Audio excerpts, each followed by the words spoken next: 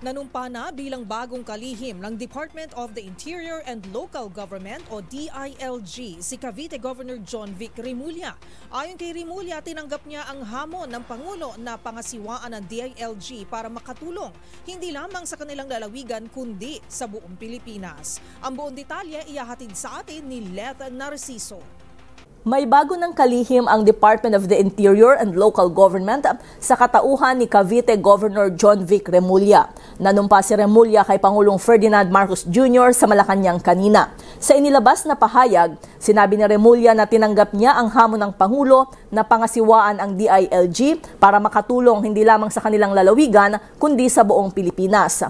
Ayon kay Remulla, sa simula pa lamang ay adhikain na niya na palakasin ang kakayahan ng lokal na pamahalaan at ng pambansang pulisya para maging pantay ang karapatan ng lahat tungo sa mas magandang kinabukasan. Sabi ni Remulla, matapos ang 29 na taon ng pagsisilbi sa lokal na pamahalaan ng Cavite, iiwan niya itong nasa maayos na kalagayan.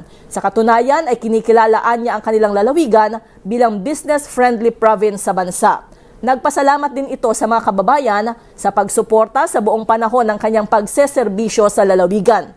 Ang bagong DILG Secretary ay pangatlo na sa mga Remulla na naitalaga sa Administrasyong Marcos, sunod kina Justice Secretary Boying Remulla at PAGCOR Board of Director Gilbert Remulla. Para sa MBC TV Network News, ito si Leth Narciso, una sa Pilipinas, una sa Pilipino.